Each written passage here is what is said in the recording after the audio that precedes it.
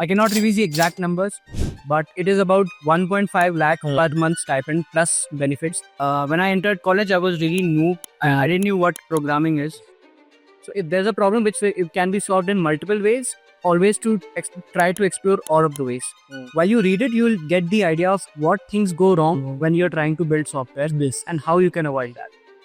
For you, the goal is to crack your first internship. You shouldn't care how much they pay you, what brand it is.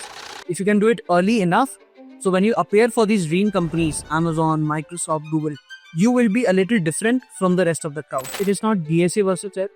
You have to do DSA. There is no exception for that.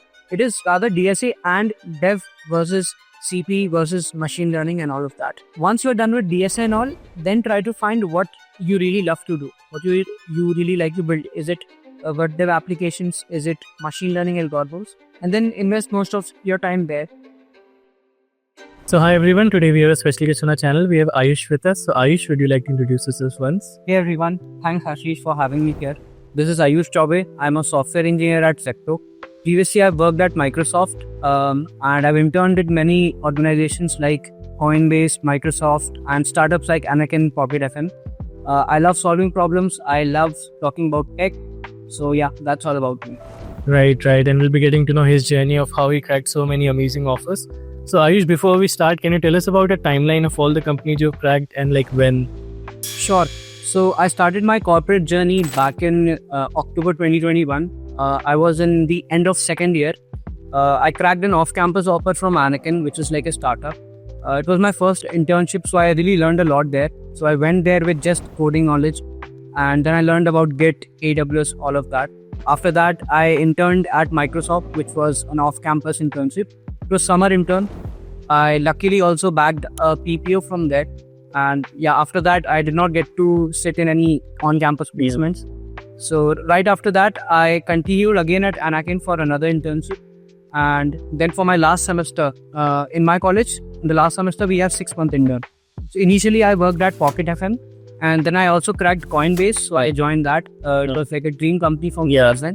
And yeah, after that, after Coinbase, I joined Microsoft as full-time employee in June 2023. And recently, I've joined Zepto in October. So Right. So many offers you've cracked. It's amazing. As you guys can see, he has a lot of experience.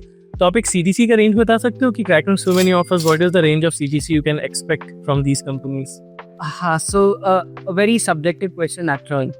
But so if you're like really good at DSA, LLD, and you can like crack good offers, I think for an SD1 and experience from 1 to 1.5 years, you can get like 40 CTC total CD, and you can expect like a base of 25 to 30. Yeah. Right. And I've heard Coinbase pays a good amount. So what was the like stipend and internship on Coinbase? Yeah, Coinbase actually pays like hell lot. I cannot reveal the exact numbers, but it is about 1.5 lakh per month stipend plus benefits. They are like very great benefits. Like they would reimburse your meals and all. So yeah, that's all. Damn. All right. So let's get to know about your journey. So how did it start? Like, did you start coding in college? Like, were you an early mover, or how was it like for you? When did you start your coding journey? When I entered college, I was really new. I didn't know what programming is. So all my peers, they were writing code chef, code courses. I was struggling with C++ and all. But I catched up, and since second year, I started doing competitive programming. I did that for a year. So when I went to DSA, things were a lot easier for me. Yeah. I just have to practice problems the standard way. Yeah, that happens. Go through sheets and all. So DSA was not really a challenge for me, but yeah, CP was. And it's very true. I think once you become good at competitive programming or problem solving, DSA kind of becomes a cakewalk for you. You don't have to focus much on lead code. So telling more about your problem solving journey or DSA journey, so to speak, how would you say you improved in problem solving? Because a lot of people get into it, but बहुत लोग are not able to improve in it despite of trying for a lot of time.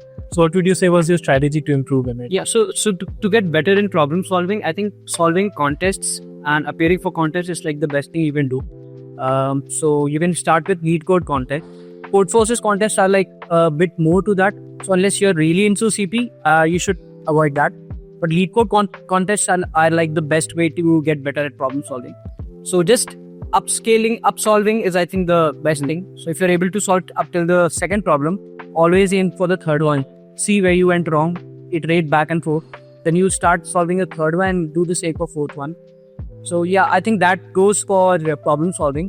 For DSA, I would advise to pick one sheet, a sheet like Arch Goel sheet or a A to Z Schreiber sheet. Driver sheets. Solve it like multiple times. So in the first run, solve all the problems, easy, medium, hard, right? Then in the second iteration, only solve the medium and hard one, and then iterate this one like for 2-3 times. And I think that is like the best way to become good at DSA. One more important thing that many people miss is solving one problem differently. So you would try to have like a n log n approach or a big O of n approach. So if there's a problem which it can be solved in multiple ways, always to try to explore all of the ways. So yeah, that is my advice to you. Right. Because many times in interviews, it might happen that the interviewer will ask you if you have solved it in this way, but can you solve it using a binary search approach or a sorting approach? So there you might end up getting confused. So whenever you're doing a problem, it's always, suggested that you go on LeetCode, go to the discuss section. You'll see a lot of people explain their approaches there, right? So you can learn from that as well.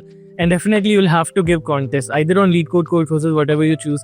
But a lot of people think they can improve in problem solving without giving contests, but I don't think that's possible, right? You have to give contests to get the experience. Yeah, I agree on that, because the thing is, in your online examinations or even in interview, you're always time boxed. Exactly. When you're practicing in your own time, you have like infinite time. So always try to have that setting where you are limited by time. All right. So DSA, like you said, you did a lot of contests, you upsolved a lot of problems, and you went through sheets and did those to get good in DSA and problem solving. But companies like Zepto, Coinbase, and Microsoft, a lot of these companies, you need more than DSA to crack. They even have machine coding round. They need some good development skills as well. So how was it for you? Did you focus fully on DSA, or did you do like machine coding? Did you do like development? How was it for you? Yeah, so initially I used to only solve DSA problems, do contents and all. I was not really a fan of development. And like most CP guys. Yeah. Until I started interning at places, and then I realized that what is the stuff I'm missing on. After I did my second internship, I knew like I was lacking in terms of low level design. So my PRs, they used to get really bad comments, and really I had to iterate back and forth to get a good PR. Since then I got this idea of the design part and how can I like improve that. So yeah, I did not focus much on development in my college. I was only into CP and DSA. What helped me was internships. In my internships, I gained a lot of development knowledge. And that is what I prefer. Like, instead of personally doing one stack project, try to land into an internship and do some industry work. Correct. If you're not getting an internship, you're not able to get an internship, then obviously you should have some personal project. But the best thing is that you have some industry grade experience in internship. Because if a recruiter has two options of someone having an internship and personal project, 110% they'll give the priority to the person having the internship, right? And say for the machine coding round or the design rounds, were there any resources that you followed? Yeah, what was the strategy you had for improving in that? Sure. So I really love a book. The book is Head First Design Patterns by O'Reilly. I've read that book multiple times. I always advise my peers to do that. It will give you, so it's like a novel. It's not like a standard book. You'll love reading that. It is interesting. And while you read it, you'll get the idea of what things go wrong when you're trying to build software and how you can avoid that. So yeah, once you're clear with design patterns, solve a couple of low-level design problems on YouTube or anywhere. And I think that will give you like a good start. Obviously, the best experience that you get is when you would write real code in your organization and anywhere. But this preparation will really help you become better at it. So for design, did you follow any YouTube channels or any playlists? Because a lot of people, they search for playlists on YouTube. So any resources you followed from YouTube for design? Yeah, so for design, I tried exploring YouTube. I did not get like a very one channel single point that would give me enough exposure. So I went through a book called Head First Design Patterns. I really loved it. It's like a story, and you'll enjoy it. If you read it, you'll enjoy it, and you'll also learn about how a software can go wrong, how to build the right software, what are the common problems that developers face, and their solutions also. So since then, I always prefer like book learning or reading documentation, blogs, stuff like that. Not really into YouTube. But for specific stuff, you can visit, not sure about any specific channel, but you can go there for things which you don't want to research about. Yeah, so then you can go for YouTube, but I would prefer to read books, read documentations and all. Yeah. Exactly. And YouTube, you can, use it for sort of a revision before the interview, something like that. And one more thing I'll suggest is making notes. Once you're learning from books, channels, you can make notes, and that'll help you before the interviews. You can easily revise from them. So, like, you cracked so many offers, so many offers, companies you mentioned that you were able to crack, and many of them were off campus that you were able to crack. And this is a big issue that, even a lot of people will be coming to you with, that they're not able to find opportunities. Even they have all the skills, but they cannot get the interview calls, basically. So how would you say is a good way to find the opportunities, or how did you find those opportunities, basically? Yeah, so for me, I think what really worked was that the first internship that I did, it was earlier than most people do. So people do their first internship in their third year summer intern. Before that, I had already interned in an organization. I was already aware of things like Kubernetes, AWS, all of that, right? I think that really gave me a head start in my summer internship interviews. And so for you, the goal is to crack your first internship. You shouldn't care how much they pay you, what brand it is. If you can do it early enough, so when you appear for these dream companies, Amazon, Microsoft, Google, you will be a little different from the rest of the crowd. You already have industry experience. You know how systems works. So I think that will really help you. Also, after I cracked Microsoft internship, I think after that, my resume always used to get shortlisted. So that made my life a little easier.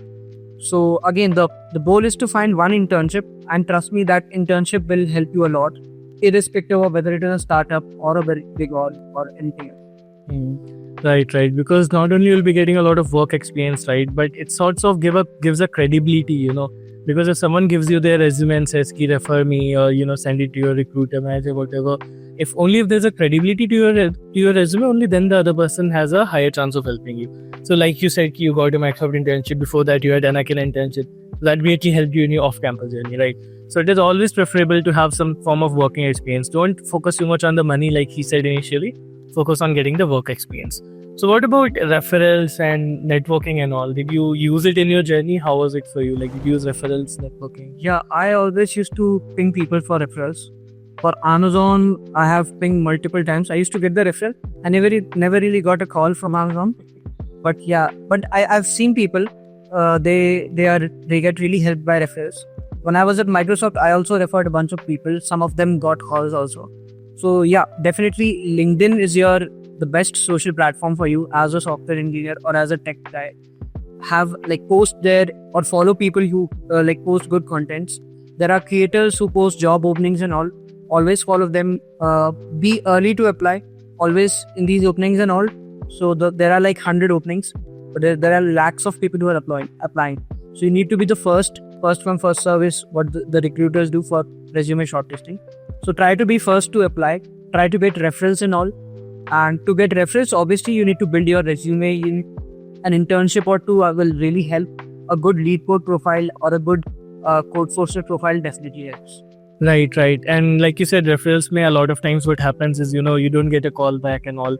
So are there any platforms that you will suggest which people can use, to get recruiters contact or, have the recruiter call them back? Any platforms that you suggest to the viewers? Yeah, sure. I think, we should definitely not be limited with LinkedIn. People use LinkedIn Easy Apply, but the competition is really fierce there. So apart from LinkedIn, I think you should first of all join various Telegram groups. There are various Telegram groups which post these openings and all. We should join them. Again, be the first one to apply. Other than Telegram, there's this platform InstaHire, which is trending here. So a lot of my friends, they recently got offers from PhonePe, DustDial and Myntra used via the InstaHire. So really good platform. Other than InstaHire, I've heard Naukri is also doing great. So I've never really tried Naukri, but again heard from my colleagues and all that, a lot of recruiters reach out to you if you're in Naukri. So InstaHire, Naukri, Telegram groups, I think you should do this. Also follow companies on their LinkedIn. So many times they post about their openings. And again, if you're the first one, that will really help you. You can be the lucky one who, get shortlisted. Right. So definitely these are things that you should do. Apart from that, also follow the right people on LinkedIn. A lot of people post about opening referrals or even internal openings in which you have a higher chance of getting selected. So definitely make sure that you follow the right people on LinkedIn. So you can follow someone like Ayush as well. I'll give his LinkedIn in the description. You can follow him and connect with him from there. Yeah. All right. So on a final note, to all of the people who are watching this video who also want to crack some wonderful companies like you were able to, what advice would you like to give to the viewers who are watching? Sure. So a lot of people come to me with the question DSA versus TEP, which is I think $1 million question on LinkedIn. Yeah, right. So for me, and I always advise them, it is not DSA versus TEP. You have to do DSA. There is no exception for that. It is rather DSA and Dev versus CP versus machine learning and all of that. So again, do not try to find a hack for DSA. In my opinion, DSA itself is the hack to get into the industry. So try to like DSA. If you start liking it, if you start enjoying it, I think life will be very easier for you. But if you really want a good career in software engineering, I think DSA is a must. Once you do DSA, LLD and HLD is a must. So don't try to run away from them. Once you're done with DSA and all, then try to find what you really love to do. What you really like to build. Is it web dev applications? Is it machine learning algorithms? And then invest most of your time there. Again, in your day, I always tell my friends that do 30% of stuff which you don't like. Do it ahead. Do it in the most earlier time. And then 70% only do what you really like. That way you can be able to create like a good balance. Yes. And yeah, be consistent with that. Okay, so I think that covers pretty much everything about Ayush's journey to cracking all these offers. So thanks a lot, Ayush, for coming on my channel, sharing your journey and all of these tips and wonderful tricks. So yeah, we have a small token of appreciation for you from our side. So again, thanks a lot for coming. Make sure that you follow him on LinkedIn and connect with him on there. So yeah, thanks for watching. Thanks, Ashish, for having me here. It was wonderful connecting with you. Really love the discussion that we had. I hope a lot of you get help with this. I hope you get something out of this video that you can then apply and crack internships, become a good developer, become a good software engineer. So yeah, follow Ashish. He really posts great content. He will give you that exposure of industry when he connects with people like me. Thanks guys, subscribe Ashish, and yeah, do follow him.